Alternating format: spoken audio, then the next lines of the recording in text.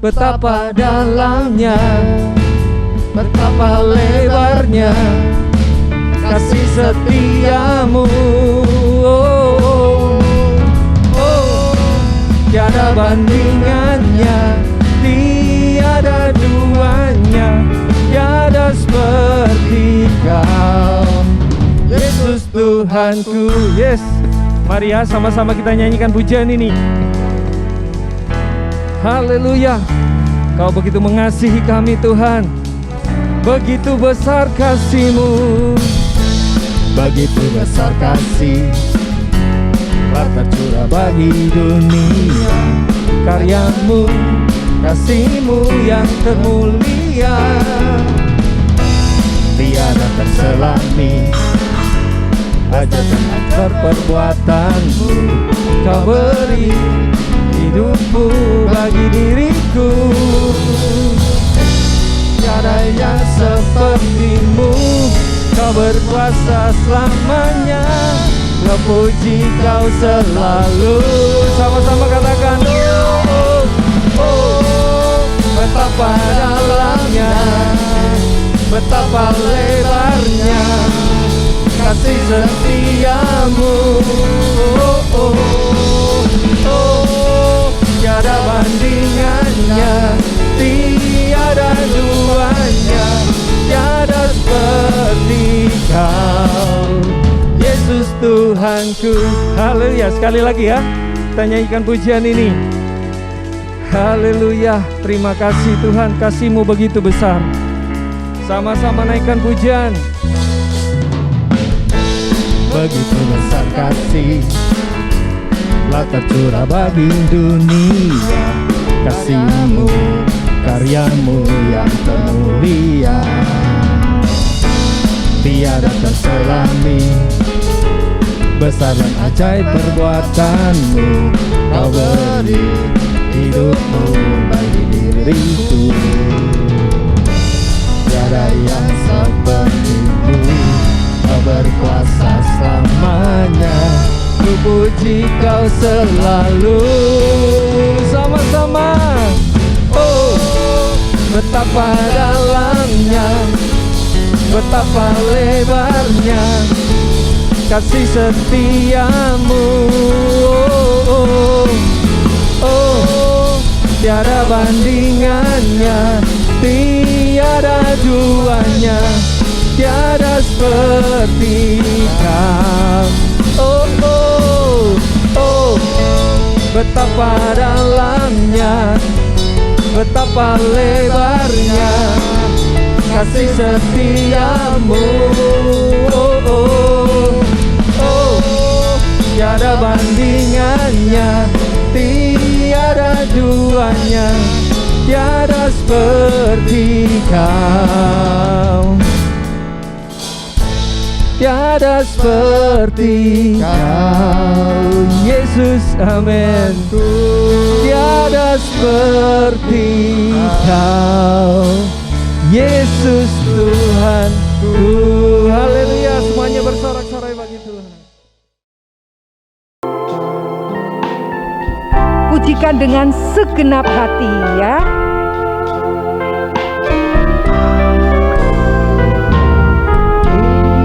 Yesus yang termanis,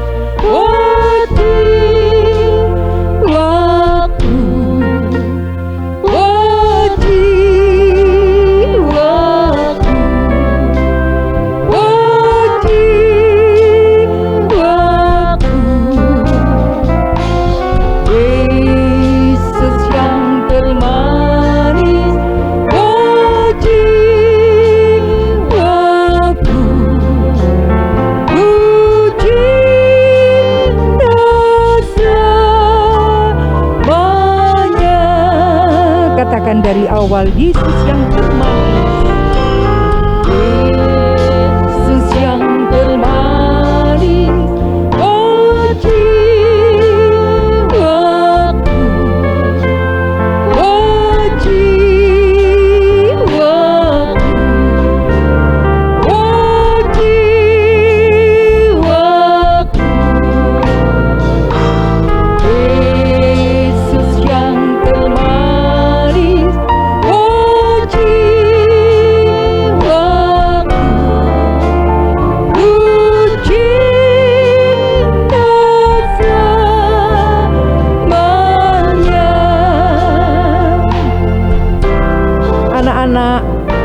biar musik saja. Kita berikan waktu 1-2 menit untuk kita merenungkan kasih Tuhan.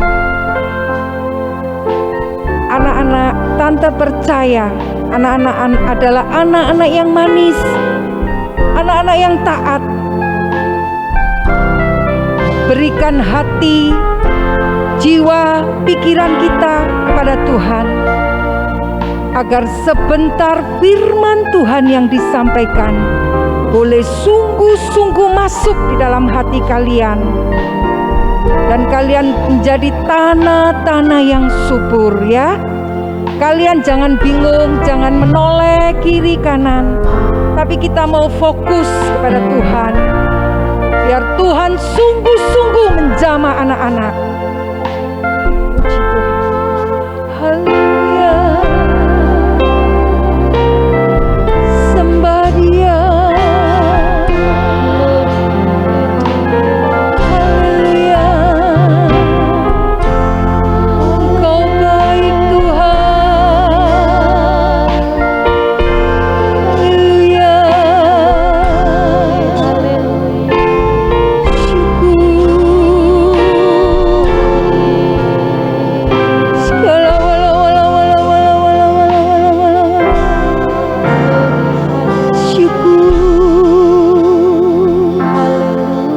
Haleluya. Jamah setiap kami Tuhan, jamah setiap kami Roh Kudus. Haleluya. Terima kasih Tuhan, Kau melawat setiap kami Tuhan. Haleluya. Kami percaya Tuhan, kami percaya ketika kami memuji, meninggikan nama-Mu Tuhan, Engkau bertahta di atas puji-pujian kami anak-anak-Mu Tuhan. Syukur, haleluya. Yesus, kita akan nyanyikan pujian ini lagi anak-anak dari awal ya. Yesus yang termanis, jiwaku,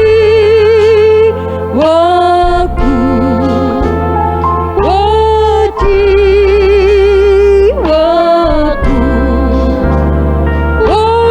jiwaku. Yesus yang termanis, jiwaku, ku cinta selamanya, ku cinta selamanya, ku cinta selamanya. Sekali lagi katakan, ku cinta selamanya. Ku cinta selamanya.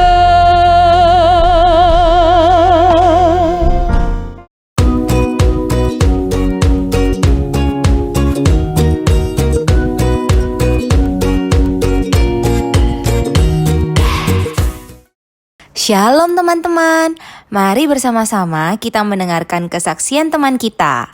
Salam teman-teman, nama saya Kevin. Saya kelas TKP. Di sekolah teman-teman sering mengganggu Kevin, tetapi Kevin tidak membalas.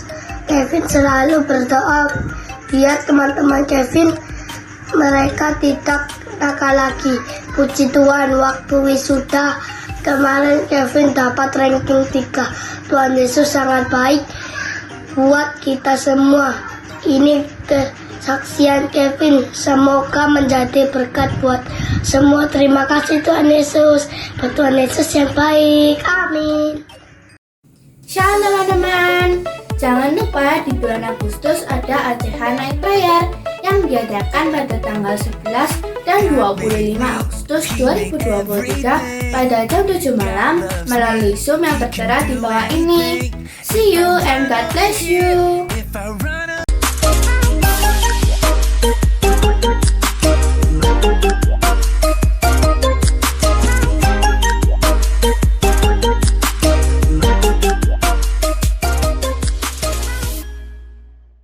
Shalom anak-anak semuanya, puji Tuhan kita ketemu lagi dalam Bible Study for Kids. Bulan ini yaitu minggu ketiga kita akan belajar kembali kebenaran firman Tuhan. Sebelumnya kita berdoa dulu ya. Terima kasih buat Bapak yang baik, terima kasih buat kemurahan-Mu dan kebaikan-Mu sehingga pemeliharaanmu sampai kami Tuhan, sampai hari ini kami boleh sehat kuat di dalam Engkau. Berkati Tuhan anak-anak kami semuanya supaya boleh mendengarkan kebenaran firman-Mu dengan baik, dan benih firman-Mu ini tertanam dalam hati yang baik, boleh tumbuh dan berbuah-buah dalam hidupnya. Terima kasih Bapa, Engkau urapi setiap kami, baik kami sebagai hamba-Mu maupun anak-anak kami sebagai jemaat-Mu mendengarkan firman-Mu. Urapi Tuhan semuanya, roh-roh yang bukan dari Engkau ingin mencuri kebenaran firman-Mu, kami patahkan di dalam nama Tuhan Yesus. Terima kasih Bapa, kami serahkan selanjutnya ke dalam tangan-Mu. Dalam nama Tuhan Yesus kami siap mendengarkan firman-Mu. Amin. Puji Tuhan anak-anak ya. Kita kembali malam ini akan mendengar sedikit kebenaran firman Tuhan. Tema daripada malam ini yaitu Filipus dan sida-sida Ethiopia. Kita akan baca ayat masnya dalam Kisah 8 ayat 26 sampai 28 ya.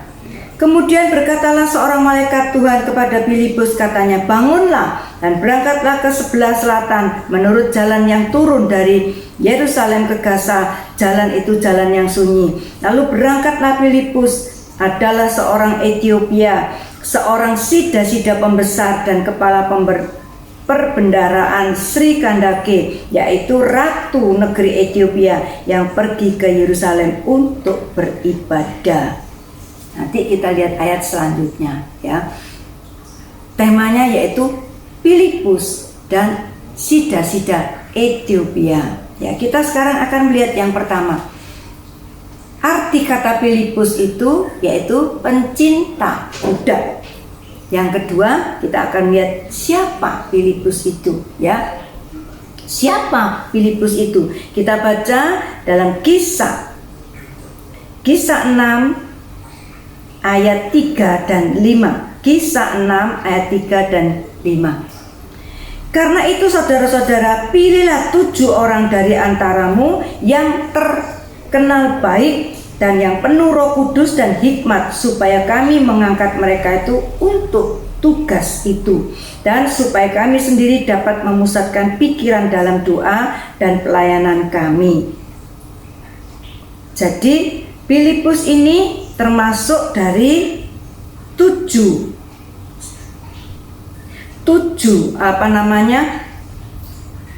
orang yang penuh Roh Kudus yang dipilih, termasuk antara lain salah satunya yaitu Stefanus ya. Jadi ada 7 nama, salah satunya Filipus. Jadi Filipus ini termasuk dari salah satu seorang murid dari 7 orang yang terkenal baik, yang penuh Roh Kudus dan orang yang penuh iman ya. Jadi dia dipilih untuk menjadi memberitakan Injil. Kita lihat selanjutnya yaitu siapa itu Filipus.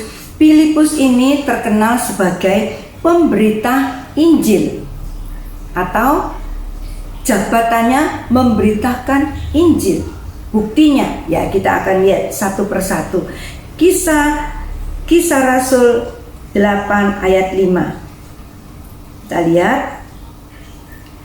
Dan Filipus pergi ke suatu kota di Samaria dan memberitakan Mesias kepada orang-orang di situ. Ketika orang banyak itu mendengar pemberitaan Filipus dan melihat tanda-tanda yang diadakannya, mereka semua itu dengan bulat hati menerima apa yang diberitakannya itu. Sebab dari banyak orang yang kerasukan roh jahat, keluarlah roh-roh itu sambil berseru dengan suara keras, dan banyak orang juga yang lumpuh dan orang timpang disembuhkan. Maka sangat besar sukacita dalam kota itu.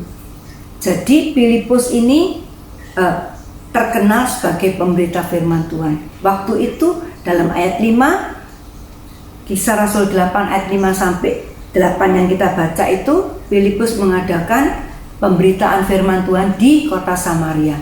Mereka mengadakan kegerakan yang besar, ya, roh-roh jahat diusir, yang sakit disembuhkan, ya. Bukti yang kedua yaitu dalam Kisah 8 ayat 26 sampai 38 yang kita baca tadi, ya.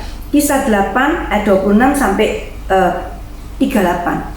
Pelayanan Filipus ke jalan sunyi menemui seorang sida-sida Ethiopia, yaitu buktinya kalau dia itu sebagai pemberita Injil. Yang ketiga yaitu Kisah 8 ayat 39 sampai 40, kita baca, ya. Kisah 8 ayat 39 sampai 40.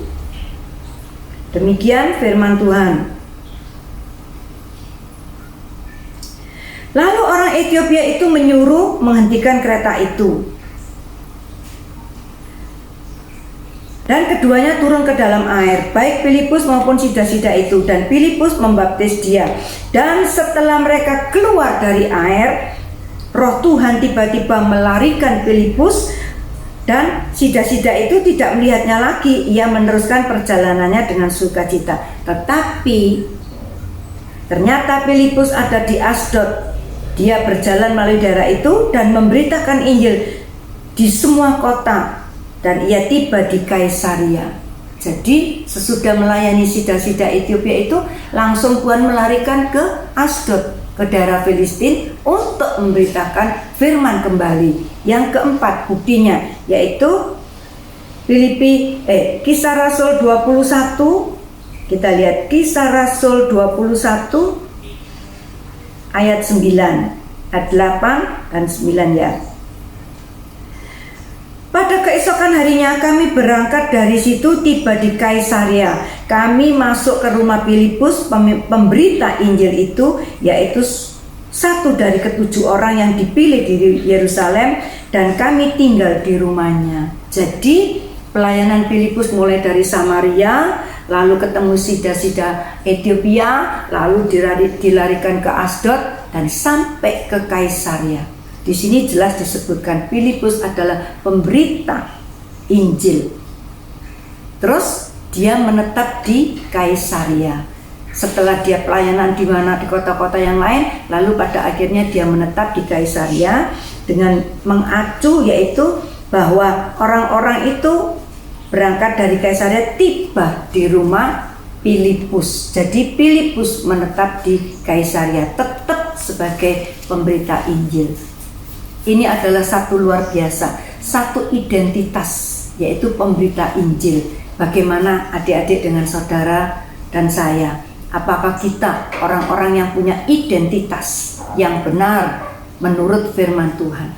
Dalam Matius 5 dikatakan, kamu ini adalah terang dunia, dan kamu ini adalah garam dunia. Dalam Yohanes dikatakan, putra-putra manusia Yesus, putra-putra Allah, itu yang terkenal adalah kasih. Identitas kita itu seperti itu, ya. Jangan kita itu terangnya jadi gelap, lalu tinggal di dalam perbuatan-perbuatan dosa. Itu memalukan. Jangan garam kita nggak asin. Artinya apa? Perbuatan-perbuatan kita itu nggak bisa mengimpact, menularkan kebaikan kepada orang lain. Tapi justru kita menjadi batu sontohan. Jangan seperti itu. Tapi kita harus punya identitas yang jelas. Kalau Filipus dikatakan dalam Kisah 21 ayat 9, dia adalah pemberita Injil. Jelas. Kita adalah terang dunia dan garam dunia. Sebab itu kita harus menjaga hidup ini, menjaga nama baik kita, menjaga identitas kita, supaya nama Tuhan dipermuliakan, ya. Sekarang kita akan melihat keempat, siapakah Filipus itu? Filipus ini dikatakan mempunyai 4 orang anak perempuan, ya. Dalam Kisah 21 ayat 9. Filipus mempunyai 4 anak darah yang beroleh karunia untuk bernubuat. Punya 4 anak perempuan dan semuanya dipakai Tuhan untuk bernubuat. Jadi ini adalah luar biasa ya, kehidupan Filipus dan keluarganya itu luar biasa.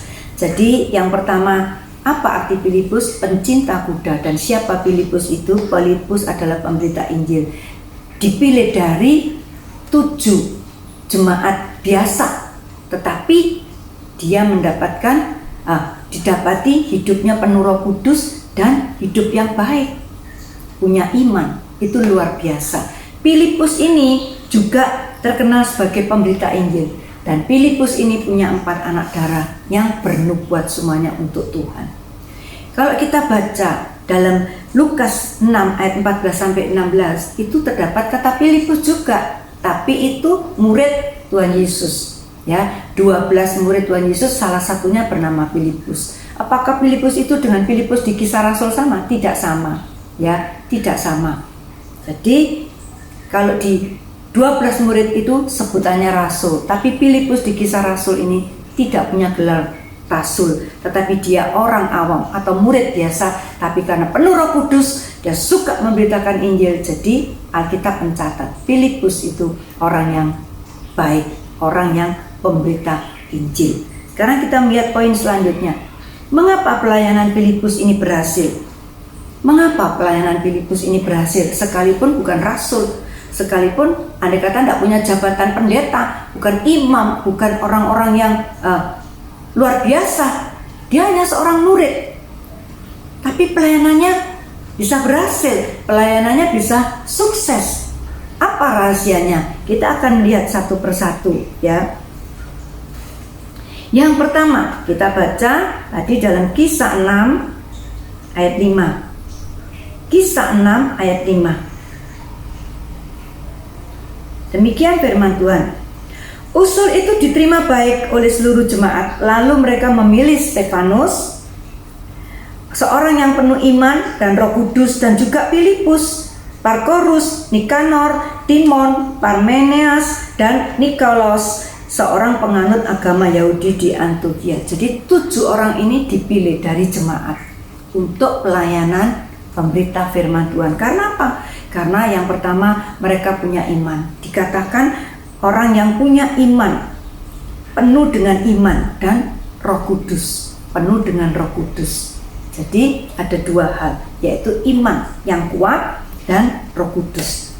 Kita akan melihat orang-orang yang penuh iman itu orang-orang yang luar biasa. Kalau kita melihat Ibrani 13, Ibrani 11 tentang pahlawan-pahlawan iman, itu semuanya orang yang penuh iman baru bertindak, melakukan tindakan iman yang luar biasa ya. Iman itu yang benar itu datangnya dari firman Tuhan ya. Kita baca dalam Roma 10 ayat 7. Kita baca Roma 10 ayat 7.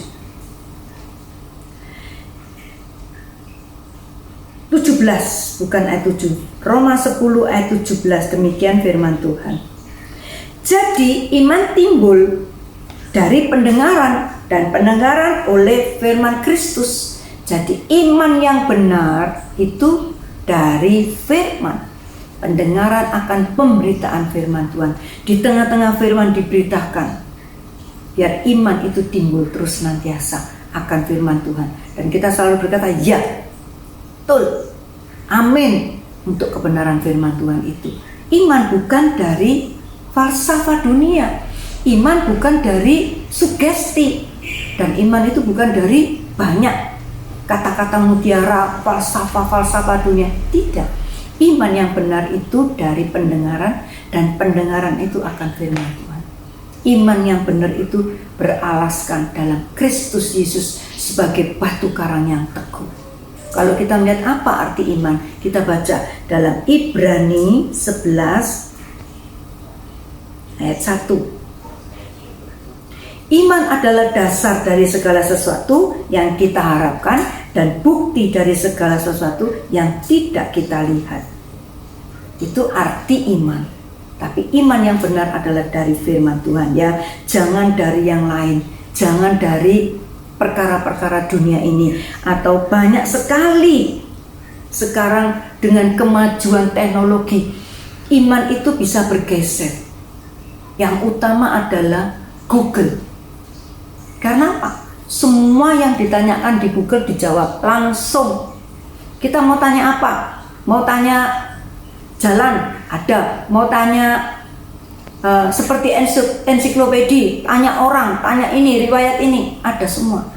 Bahkan sekarang yang terkenal AI yang bisa menggantikan kecerdasan manusia. Tante pernah baca artikel, lama-lama posisi, profesi dokter itu bisa berkurang banyak. Karena apa? Kalau dulu orang difoto melalui radiologi, itu ada pembacanya khusus, seorang dokter yang belajar tentang hasil pembacaan radiologi. Sekarang menurut berita itu tidak perlu. Begitu difoto, mungkin kita scan bagian jantung, bagian otak, langsung keluar sekaligus hasilnya. Itu pakai AI. Jadi kecerdasan seperti manusia. Bahaya. Karena apa? Orang semakin mendewakan teknologi. Orang semakin bergantung penuh kepada teknologi. Orang semakin tidak lagi merasa butuh Tuhan. Ada Google, ada ini teknologi yang canggih, sehingga apa? Iman itu bisa bergeser. Adik-adik, saudara-saudaraku semuanya, hati-hati. Iman itu perlu dipelihara. Iman itu tidak bisa digantikan oleh apapun. Tidak bisa digantikan sugesti, tidak bisa digantikan kecanggihan teknologi. Semuanya akan terbatas. Iman itu melampaui logika kita. Iman itu melampaui akal pikiran kita. Jadi kita nggak perlu mendewa-dewakan teknologi. Semua itu Tuhan izinkan di akhir zaman penemuan teknologi yang canggih. Dan itu progresif.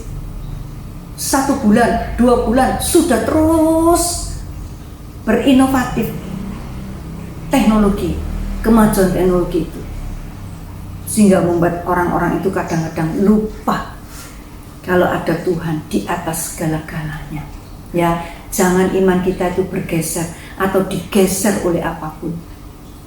Iman akan Tuhan, iman akan firman Tuhan, itu yang paling benar. Dan iman itu bisa menyelamatkan. Oleh iman kita itu diselamatkan. Jangan sampai kita keliru. Karena apa? Karena kecanggihan teknologi ini yang membuat kita terkagum-kagum, ya. Jadi kita harus hati-hati. Yang kedua, mengapa pelayanan Filipus ini bisa sukses? Yang kedua, karena penuh Roh Kudus. Adik-adik, saudara-saudara yang dikasihi Tuhan, penuh Roh Kudus dan dipimpin Roh itu satu paket. Dan penuh Roh Kudus berbahasa lidah itu salah satu karunia Tuhan yang harus kita kejar, yang harus kita cari sungguh-sungguh supaya kita bisa dipenuhi Roh Kudus dalam baptisan bahasa lidah. Ya, kita baca salah satu karunia Roh. Kita baca dalam 1 Korintus 12 ayat 10. 1 Korintus 12 ayat 10.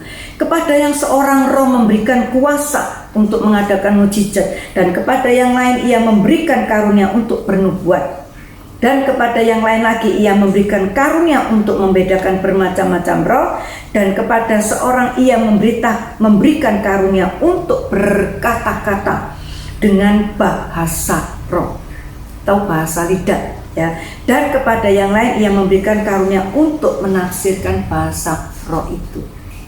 Jadi penuh Roh Kudus, yang dimaksud penuh Roh Kudus adalah dibaptis dalam bahasa lidah.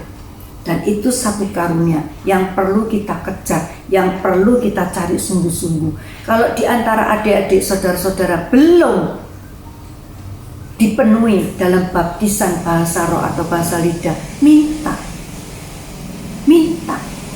Beda. Orang yang dipenuhi bahasa lidah dan tidak itu beda. Beda sekali. Ada sukacita, ada penuh hikmat dan sebagainya. Ada pimpinan yang nyata, sehingga beda sekali. Sebab itu, ayo, yang belum mendapatkan baptisan Roh Kudus, minta. minta sampai kita dipenuhi dan berbahasa lidah. Ya, seperti ini contohnya waktu murid-murid Tuhan Putra Manusia Yesus dipenuhi Roh Kudus, mereka berbahasa berbagai-bagai bahasa. Ya, kepenuhan Roh Kudus itu seperti lidah-lidah api. Dalam Kisah Rasul 1-2 itu dikatakan mereka penuh dibaptis dengan Roh, dan sejak itu mereka berani memberitakan firman, setia, lebih setia, beribadah sungguh-sungguh. Ya, ayo kita cari dan minta, pasti diberi. Ya, kita lihat orang yang minta Roh Kudus pasti diberi. Lukas 11 ayat 13. Jadi tidak perlu takut, oh nanti itu bahasa setan, oh nanti itu yang datang iblis, pekerjaan iblis, karena kita nggak ngerti bahasanya. Tidak. Minta di dalam nama Tuhan Yesus dan hidup benar, maka Roh Kudus yang akan diberikan. Kita baca Lukas 11 ayat 13. Jadi jika kamu yang jahat tahu memberi pemberian yang baik kepada anak-anakmu, apatah lagi Bapakmu yang di sorga, Ia akan memberikan Roh Kudus kepada mereka yang meminta kepadanya. Pasti. Jangan takut. Hati rindu, hidup benar, lalu minta dengan sungguh-sungguh. Tuhan yang akan membaptis dalam baptisan bahasa roh atau bahasa lidah. Kalau sudah dapat bahasa lidah atau bahasa roh, untuk apa? Apakah kita untuk gaya-gayaan? Apakah kita merasa, wah ini lebih rohani? Apakah kita merasa untuk sombong-sombongan? Tidak. Penuh Roh Kudus bukan untuk sombong-sombongan, bukan untuk gaya-gayaan, sok menunjukkan lebih rohani dari yang belum penuh Roh Kudus. Tidak. Salah besar. Tapi justru Roh Kudus dengan bahasa lidah itu membangun iman rohani kita sendiri. Ya, kita baca dalam 1 Korintus 14 ayat 4 dikatakan, 1 Korintus 14 ayat 4 demikian firman Tuhan. Siapa yang berkata-kata dengan bahasa roh, ia membangun dirinya sendiri. Tetapi siapa yang bernubuat, ia membangun jemaat. Jadi bahasa lidah, bahasa roh yang dikaruniakan kita kepada orang, dikaruniakan Tuhan kepada orang yang minta sungguh-sungguh, itu bukan untuk gaya-gayaan, tapi untuk membangun iman rohani kita sendiri, menguatkan iman rohani kita sendiri. Lalu selanjutnya kita harus menjadi orang yang taat, dengar-dengaran akan pimpinan Roh Kudus. Kalau kita cuma penuh bahasa lidah, tapi waktu dipimpin, diarahkan, dibimbing, dinasihati, nggak mau, ya percuma. Lama-lama Roh Kudus akan meninggalkan kita. Lama-lama Roh Kudus di dalam hidup kita padam. Lama-lama Roh Kudus dalam hidup kita duka, merasa didukakan, lalu meninggalkan orang itu. Jadi orang itu akan menjadi seperti lama, seperti orang lama lagi.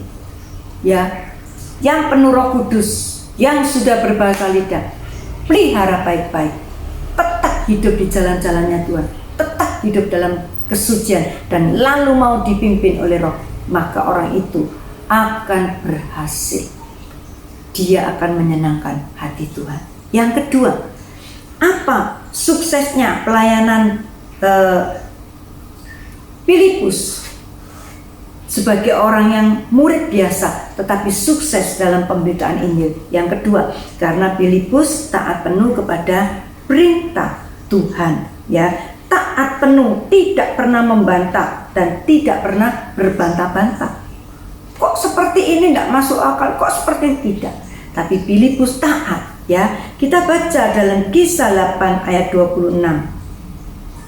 Kisah 8 ayat 26 tadi kita baca. Kemudian berkatalah seorang malaikat Tuhan kepada Filipus, katanya, bangunlah dan berangkatlah ke sebelah selatan menurut jalan yang turun dari Yerusalem ke Gaza. Jalan itu jalan yang sunyi.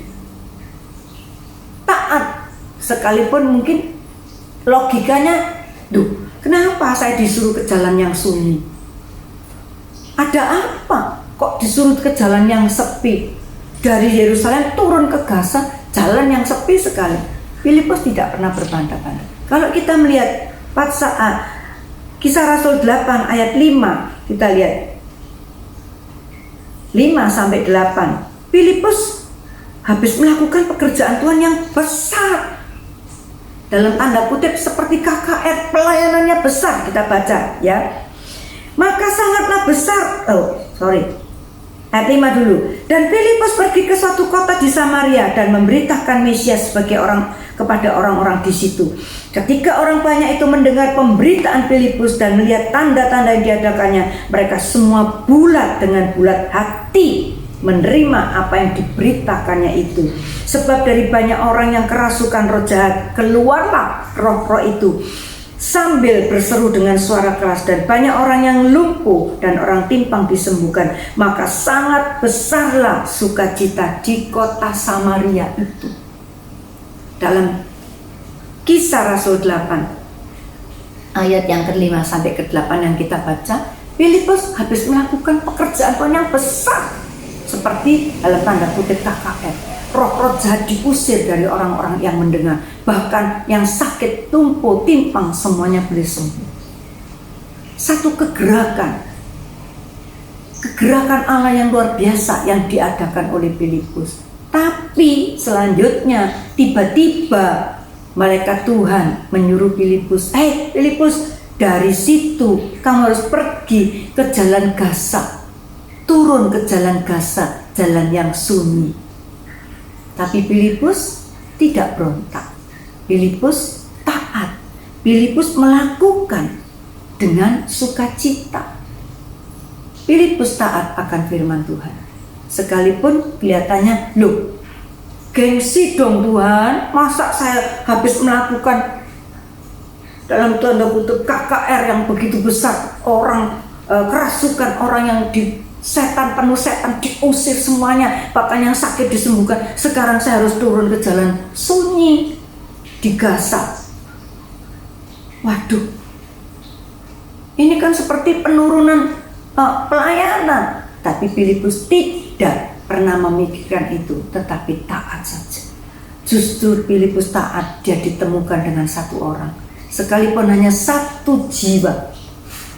Filipus melayani dengan baik. Ya, bagaimana dengan kita? Apakah kita taat dan dengar-dengaran akan firman Tuhan? Ada berapa banyak kali tante dengar orang-orang yang seperti ini. Kita sakit, kita habis di PHK, kita sekarang dalam kekurangan, tapi kok disuruh bersyukur. Bagaimana kita bisa bersyukur? Dalam Galatia dikatakan ucapkanlah syukur dalam segala hal. Dalam Filipi dikatakan bersukacitalah. Sekali lagi aku katakan bersukacitalah. Firman Tuhan itu seolah-olah bertentangan dengan logika kita. Firman Tuhan itu seolah-olah tidak nyambung. Orang susah kok disuruh bersukacita, disuruh bersyukur. Kadang-kadang orang tidak mau melakukan. Tidak bisa, hati saya susah. Tidak bisa saya disuruh mengucapkan syukur. Justru itu keliru. Kelihatannya bertentangan, bertolak belakang dengan kita. Tapi kunci kemenangan, kunci sukses dalam menghadapi masalah, bersyukur. Dengan bersyukur, mengucapkan syukur kepada Tuhan, maka Tuhan yang akan menyelesaikan. Jangan tidak percaya. Bersyukur, bersukacita di dalam Tuhan itu bukan berarti tertawa terbahak-bahak seperti orang gila.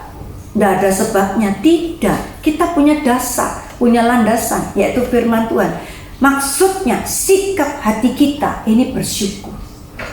Sikap hati kita menerima dengan sukacita apa yang Tuhan izinkan dalam hidup kita, seperti Yakobus. Sifatkanlah kesukaan semua pencobaan itu.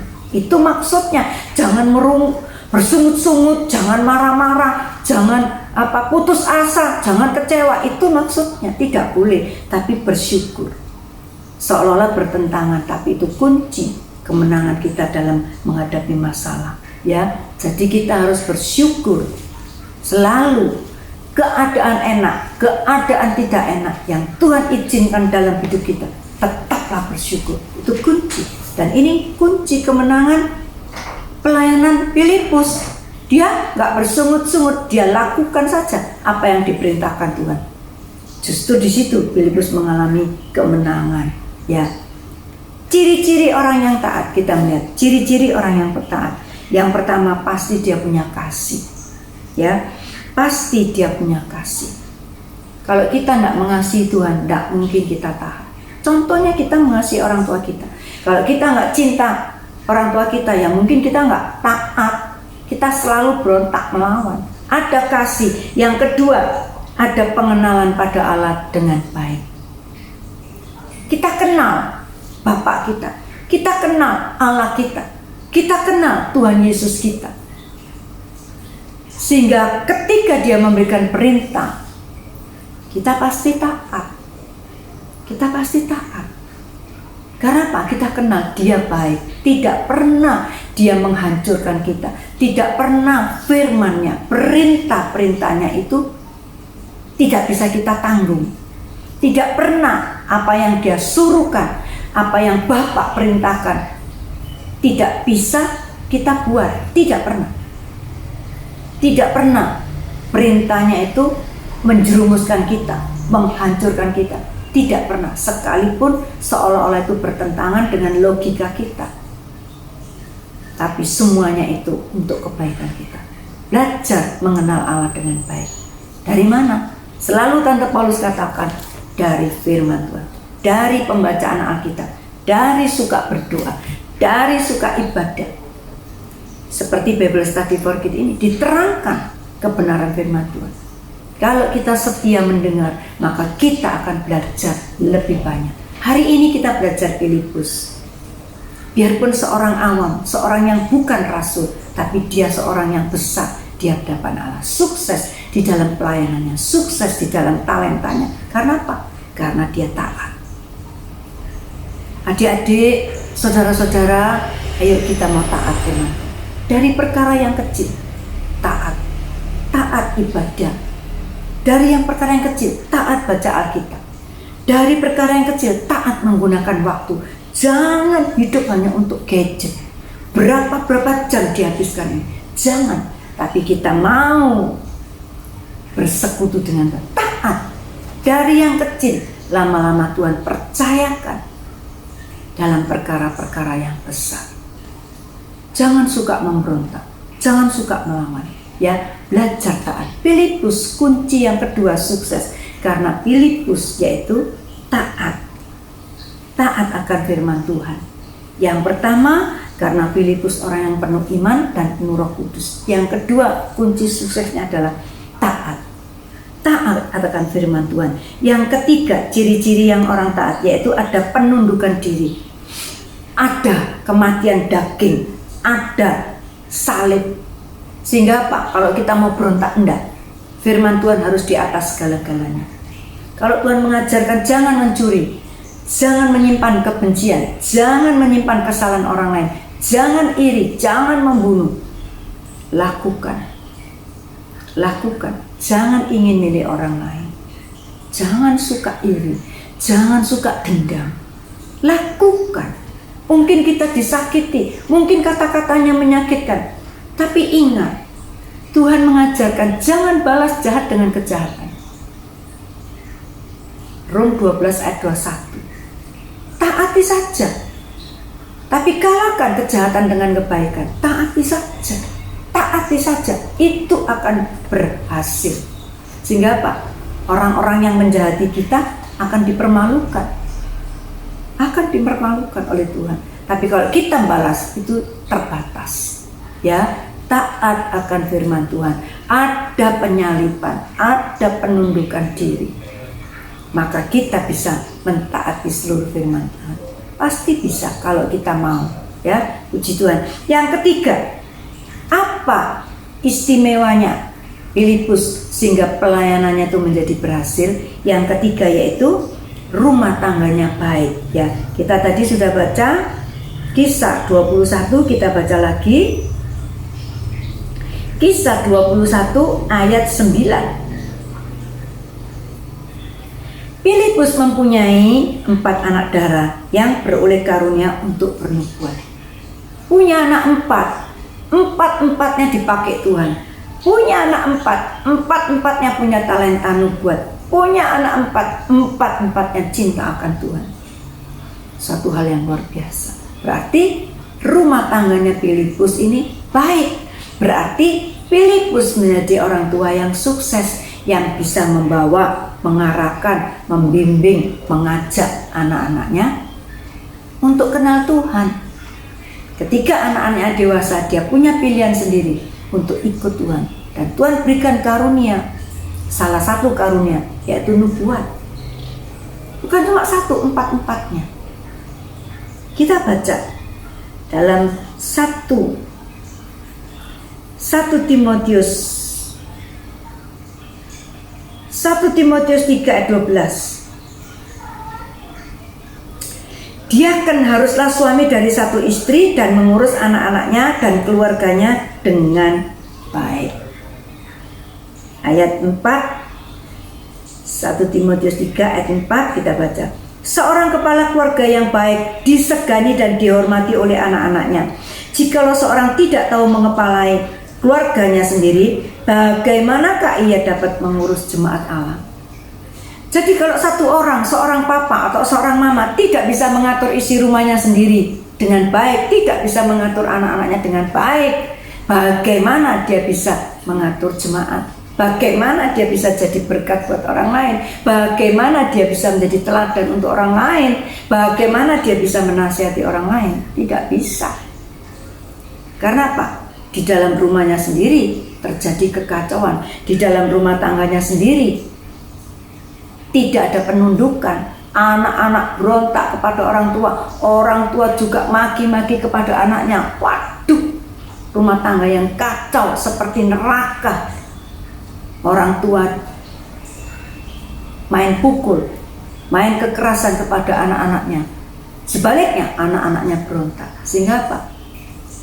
Rumah tangga yang seperti ini kacau, tidak bisa jadi berkat, justru jadi batu sontongan.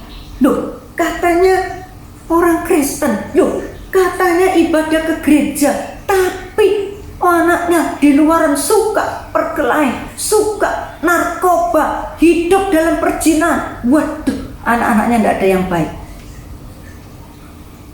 Satu keluarga yang mengerikan. Adik-adik, saudara-saudaraku semuanya, yang semua anak-anak, kalian punya orang tua. Taati firman Tuhan dan hormati orang tuamu. Ayo, kalau kalian dididik dengan benar, diarahkan, taati. Tidak pernah orang tua itu menjerumuskan anaknya. Semua untuk kebaikan kalian. Kalau kalian punya Yesus dalam hidupmu, kalian punya Tuhan di dalam hidupmu, dan kalian melakukan firman Tuhan, pasti orang-orang enak. Apakah tidak ada masalah? Ada. Tuhan tidak pernah menjanjikan orang Kristen berjalan di atas kaca, tidak pernah. Tetapi sekalipun dalam lembah kekelaman, Tuhan tetap menyertai. Gada dan tongkatmu, Mazmur 23, akan menyertai, menghibur. Jadi kita nggak usah takut. Kalau Tuhan izinkan masalah, yang penting jangan karena dosa kita, yang penting jangan perbuatan salah kita, kebodohan kita. Kalau Tuhan izinkan masalah, izinkan persoalan terjadi dalam hidup kita, cek, kalau nggak berdosa, kita bersyukur. Tuhan akan bicara buat. Jangan menjadi anak-anak menjadi sebagai telaga air mata yang menguras banyak air mata orang tuamu. Karena apa? Perbuatan-perbuatan jahat kalian, mencuri, berkelahi, urusan polisi, narkoba, hidup dalam perjinahan, suka dendam dan sebagainya.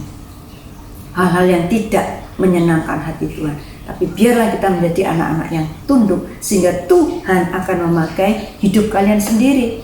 Di samping ada orang tua yang membimbing, kalian sendiri punya Tuhan dan hidup dalam kekudusan, dalam kebenaran. Maka Tuhan akan memberikan talenta. Seperti anak Bapak Filipus ini, 4-4 punya karunia nubuat. Suatu hal yang luar biasa. Tadi kita baca 1 Korintus 14 ayat 4. Bahasa lidah membangun dirinya sendiri, tapi nubuat untuk meneguhkan, membangun jemaat. luar biasa. Orang yang punya karunia nubuat, dia bisa menyampaikan isi hati Allah. Dia bisa menyampaikan pesan Allah kepada jemaatnya, sehingga jemaatnya tidak tersesat. Ya, itu 3 hal yang membuat pelayanan Filipus menjadi sukses. Sekarang kita akan melihat tentang sida-sida Ethiopia. Ya, siapakah sida-sida Ethiopia ini? Ini ada petanya. Ya, Ethiopia itu satu negara dari bagian kerajaan Nubia yang ditempati oleh keturunan Kus. Itu di hulu sungai Nil di daerah Mesir sampai ke dekat Afrika. Jadi murni orang-orang kafir, orang-orang yang tidak mengenal Allah, orang-orang yang belum percaya kepada Tuhan. Dalam Yeremia 13 kita lihat. Dalam Yeremia 13 nubuatan Allah untuk Ethiopia. Ayat 23. Dapatkah orang Ethiopia menggantikan kulitnya atau macan tutul mengubah belangnya? Masakan kamu dapat berbuat baik, hai orang-orang yang membiasakan diri berbuat jahat? Jadi orang Ethiopia itu orang yang jahat di mata Allah, ya. Dan kita baca dalam Amos dalam Amos 9 ayat 7 dan 8 kita lihat. Bukankah kamu sama seperti orang Ethiopia bagiku, hai orang Israel? Demikianlah firman Tuhan. Bukankah aku telah menuntun orang Israel keluar dari tanah Mesir, orang Filistin dari Kaftor, dan orang Aram dari Kir? Sesungguhnya Tuhan Allah sudah mengamat-ngamati kerajaan yang berdosa ini. Aku akan memunahkan dari muka bumi, tetapi aku tidak akan memunahkan keturunan Yakub sama sekali. Demikianlah firman Tuhan. Jadi orang Ethiopia yang berbuat jahat, bangsa yang jahat ini akan dimusnahkan atau dimunahkan, dihabiskan oleh Allah, dikutuki, dihukum karena mereka berbuat dosa. Itu bangsa untuk nubuatan untuk satu bangsa atau bangsa Ethiopia. Tetapi secara personal tidak seperti itu. Sida-sida Ethiopia ini personal. Sekalipun dia keturunan Ethiopia, tetapi secara personal dia sendiri mencari Allah. Sebab itu Tuhan lawat, Tuhan kirimkan, Tuhan berikan keselamatan itu. Ya, kita akan melihat sekarang mengapa sida-sida Ethiopia ini dilawat oleh Allah, sehingga sebagai personal dia dapat keselamatan kekal. Yang pertama kita akan melihat, yaitu yang pertama Yohanes 3 ayat 16. Sudah ayat yang terkenal, pasti adik-adik bisa menghafal ya. Karena begitu besar kasih Allah akan dunia ini, sehingga ia telah mengaruniakan anaknya yang tunggal, supaya setiap orang yang percaya kepadanya, kepada Tuhan, tidak binasa, melainkan beroleh hidup yang kekal. Janji Allah ini berlaku untuk semua orang, setiap orang. Barang siapa yang percaya, yang mau percaya kepada setiap orang yang percaya kepadanya, tidak binasa, melainkan dapat hidup yang kekal. Jadi secara personal, sekalipun bangsa itu di ujung bumi, sekalipun mungkin dia hidup di dalam dunia bangsa yang kafir, tapi kalau secara personal, perorangan, orang itu mencari kebenaran, Tuhan pasti lawat. Tuhan akan pasti kirimkan hamba-hambanya. Tuhan pasti dengar doanya. Itu adalah janji Tuhan, yaitu Yohanes 3:16. Karena kasih, Allah tidak ingin seorang pun binasa, tapi justru Dia ingin menyelamatkan orang yang mau percaya. Tidak peduli di tengah-tengah orang kafir, tidak peduli di ujung dunia, tidak peduli di daerah terpencil, tapi kalau ada orang yang hatinya rindu kebenaran, rindu mencari Allah untuk diselamatkan, pasti Allah lawat. luar biasa. Allah itu kasih luar biasa. Sehingga apa? Apa yang dia inginkan, apa yang dia janjikan digenapi dalam sida-sida Ethiopia ini. Ya, yang kedua, apa buktinya dia dapat keselamatan, lawatan Tuhan? Kita baca dalam Kisah 8 ayat 28. Kisah 8 ayat 28. Ketika Filipus disuruh malaikat untuk ke jalan sunyi di Gaza, lalu dia menemui seorang ini. Sekarang orang itu sedang dalam perjalanan pulang dan duduk dalam keretanya sambil membaca kitab Nabi Yesaya. Lalu kata Roh kepada Filipus, pergilah ke situ dan dekatilah kereta itu. Filipus segera ke situ dan mendengar sida-sida itu sedang membaca kitab Nabi Yesaya. Kata Filipus, mengertikah Tuhan apa yang Tuhan baca? Jawabnya, bagaimana aku dapat mengerti kalau tidak ada orang yang membimbing aku? Lalu ia meminta Filipus naik dan duduk di sampingnya. Nas itu dibaca dengan bunyi sebagai berikut. Seperti seekor domba ia dibawa ke pembantaian, dan seperti anak domba yang keluh di depan orang yang menggunting bulunya, demikian ia tidak membuka mulutnya. Dalam kehinaannya berlangsunglah hukuman. Siapakah yang akan menceritakan asal usulnya? Sebab nyawanya diambil dari bumi. Maka kata sida-sida itu kepada Filipus, aku bertanya kepadamu, tentang siapakah Nabi berkata demikian? Tentang dirinya atau tentang orang lain? Maka mulailah Filipus berbicara dan bertolak dari nas itu memberitakan Injil kepadanya. Bukti yang kedua, sida-sida Habsi ini rindu cari kebenaran. Buktinya dia baca Alkitab. Tante yakin tidak cuma hari itu dia bawa Alkitab, baca Alkitab, tapi seringkali dia baca, pasti dia baca Alkitab. Pada saat itu, karena Tuhan ingin melawat dia, Tuhan ingin menyelamatkan dia, dia baca pas di ayat Yesaya. Apakah itu satu kebetulan? Tidak. Karena dari ayat Yesaya itu 53 itu, seperti domba dibawa ke pembantaian, tidak pernah mengeluh. Lalu dia tanya, siapakah yang dibicarakan itu? Nabinya sendiri yang menulis, Yesaya atau orang lain? Filipus dari situ bertolak, dari situ dia katakan tentang Mesias, tentang penyelamatan manusia oleh Tuhan Yesus yang mati di salib, hidup sebagai putra manusia, lalu memikul dosa umat seluruh dunia, mati di atas kayu salib, dan darahnya menebus orang yang berdosa. Jadi kalau ada orang yang mau mencari Tuhan, mencari kebenaran, Tuhan pasti lawat. Contoh-contoh di Alkitab banyak sekali. Tante ambil contoh 3 saja, yaitu keluarga Cornelius. Ya, kita baca dalam Kisah 10. Kisah 10 ayat 3.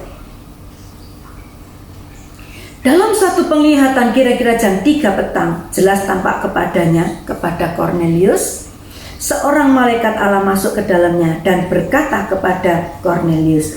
Ia menatap malaikat itu kepadanya. Cornelius, dipanggil. Ia menatap malaikat itu dengan takut dan berkata, ada apa Tuhan? Jawab malaikat itu, semua doamu dan sedekahmu telah naik ke hadirat Allah, dan Allah mengingat engkau. Dan sekarang suruhlah beberapa orang ke Yope untuk menyebut seorang yang bernama Simon yang disebut Petrus. Dari Petrus nanti diterangkan tentang putra manusia Yesus, diterangkan tentang rencana Allah bagi manusia, yaitu penebusan dosa manusia, sehingga orang yang mau percaya dia dapat keselamatan. Korintus juga bangsa kafir, tapi dia rindu, dia suka berdoa dan dia suka sedekah bagi orang Israel. Tuhan lawat, beri keselamatan, bukan cuma berkat secara jasmani, diberi keselamatan, seisi rumahnya dapat keselamatan. Ya, jadi Allah itu kasih dan Allah itu sangat baik, tidak ingin seorang pun binasa. terbukti. Yang kedua, ya kita melihat tentang Rut. Dalam Rut kita lihat Rut itu orang Moab. Bangsa Moab itu tidak boleh masuk karena bangsa Moab itu hasil dari perzinahan daripada Bapak Lut dan anak-anaknya. Moab dan Amnon tidak boleh masuk dalam bait Allah. Artinya tidak dapat keselamatan.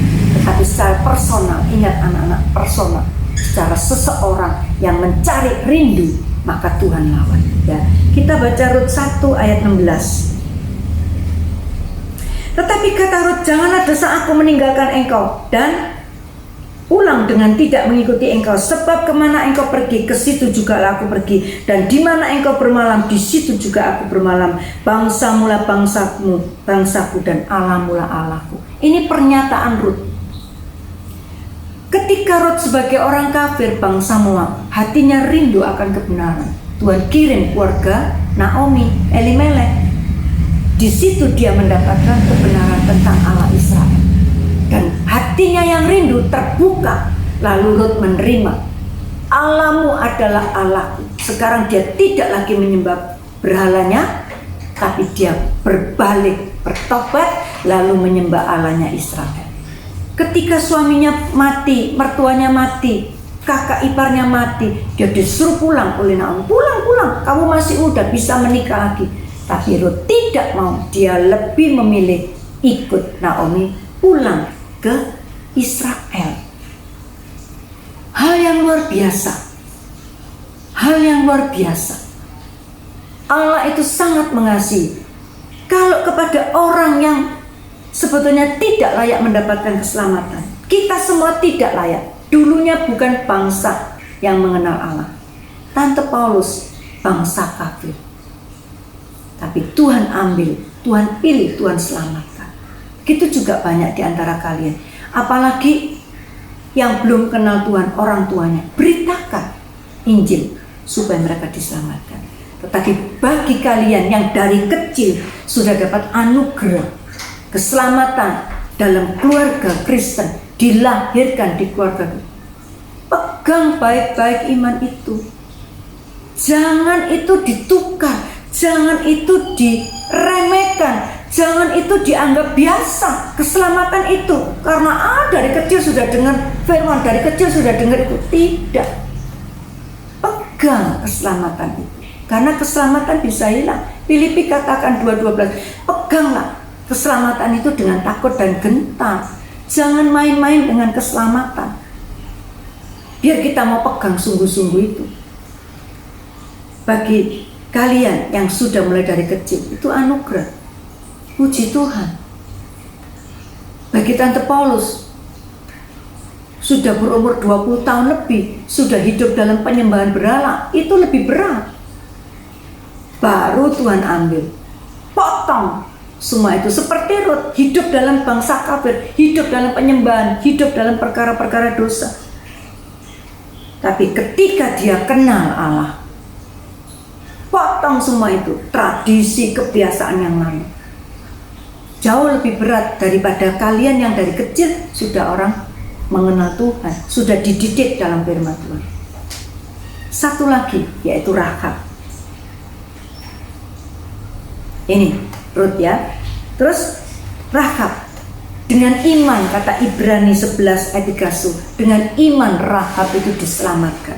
Karena apa? Rahab dalam kisahnya di dalam Yosua 6, dia menyembunyikan, dengan iman menyembunyikan orang-orang yang mengintai, orang-orang Israel, 2 pengintai dari Israel, mempertaruhkan nyawa. Tapi Rahab berharap, kalau engkau memenangkan bangsa ini, ingatlah akan kami, selamatkan kami. Dan 2 pengintai itu janji. Jadi Allah itu kasih, siapa saja yang ingin dapat keselamatan, pasti Allah lawan. Yang ketiga, apa rahasianya sida-sida Ethiopia ini dapat lawatan Allah? Yang ketiga yaitu ada orang-orang yang mau diutus. Ada orang-orang yang mau diutus. Kita baca dalam Kisah 8 ayat 26 tadi. Ya, Kisah 8, yaitu siapa? Filipus. Filipus mau disuruh diutus ke jalan sunyi. Kalau nggak mau, apakah Allah tidak tidak bisa menyelamatkan? Pasti bisa, ada orang lain. Tapi Filipus tidak pakai kesempatan itu. Ayo adik-adik, saudaraku, semangat. Biar kita mau diutus, menceritakan kebaikan Tuhan, menceritakan Mesias, menceritakan jalan keselamatan. Jangan tutup mulut, jangan bisu. Keselamatan jangan kita miliki sendiri, tapi beritakan, ceritakan. Baik teman sekolah, baik isi rumah kita, kalau ada yang belum ada, saudara-saudara kita, atau siapa saja. Saat ketemu dengan kita, beritakan. Yang menumbuhkan adalah Allah. Tapi kita wajib memberitakan, ada orang yang mau diutus, sehingga sida-sida Ethiopia ini dengar, mengerti, ada dijelaskan, dibimbing dengan Filipus yang mau diutus.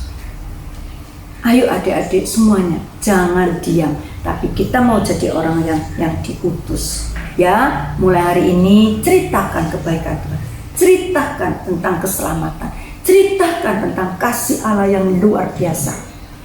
Orang-orang yang sakit sembuhkan, orang-orang yang menderita, orang yang tertawan, lepaskan ikatan itu dengan kasih Allah yang sudah kita rasakan.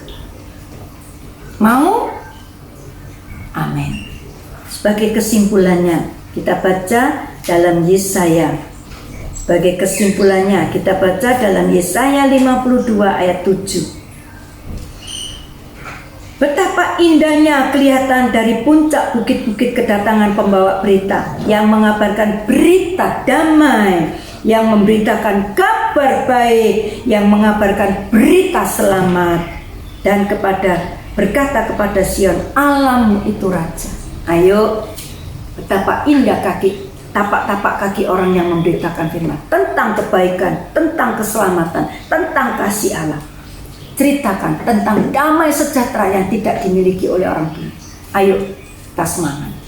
Puji Tuhan, firman Tuhan sampai di sini. Kita akan tutup dalam doa. Terima kasih buat Bapak yang baik. Terima kasih, beri anak-anak kami Tuhan untuk keberanian memberitakan firman-Mu, menceritakan tentang kasih-Mu, sehingga banyak orang-orang yang diselamatkan seperti sida-sida Ethiopia ini. Sekalipun dia bangsa yang terkutuk, tetapi Tuhan secara perorangan personal dia cari, maka dia mendapatkan keselamatan itu.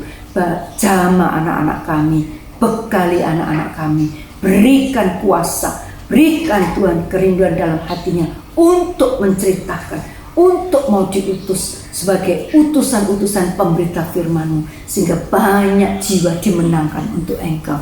Berkati anak-anak kami supaya hidup tetap dalam kekudusan, menyenangkan Engkau, sehingga Tuhan mereka boleh layak untuk dipakai sebagai pemberita-pemberita Injil, pemberita-pemberita firman-Mu. Terima kasih Bapak yang baik, terima kasih Engkau berkati anak-anak didik kami, Engkau berkati semuanya yang sekolah, berikan hikmat akal budi sehingga Tuhan menjadi anak-anak yang pandai, dan berkati Tuhan, lindungi, jauhkan dari pergaulan yang jahat, berkati kedua orang tua mereka, berkati nafkah kedua orang tua mereka, sekalipun dalam keadaan sulit, tapi Engkau adalah Allah yang sanggup memberkati. Yehova Jireh, berkati mereka, kedua orang tua mereka, sehingga bisa mencukupi Tuhan kehidupan keluarga mereka.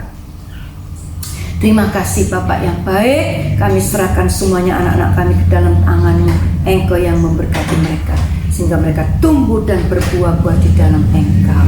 Terima kasih Bapak. Kalau kami akan mengakhiri Bible Study for Kids ini, biar Engkau memberkati anak-anak kami. Angkat kedua tangan kalian dan terimalah berkat, yaitu dari kasih Allah Bapa, anugerah Tuhan Yesus, dan persekutuan di dalam Roh Kudus, limpah dengan hikmat, karunia, marifat, sukacita, damai sejahtera dalam hidup kalian. Berkat ini diberikan dalam nama Tuhan Yesus, Juru Selamat kami hidup. Makasih Tuhan. Yang sudah terima berkat, katakan sama-sama, amin. Puji Tuhan.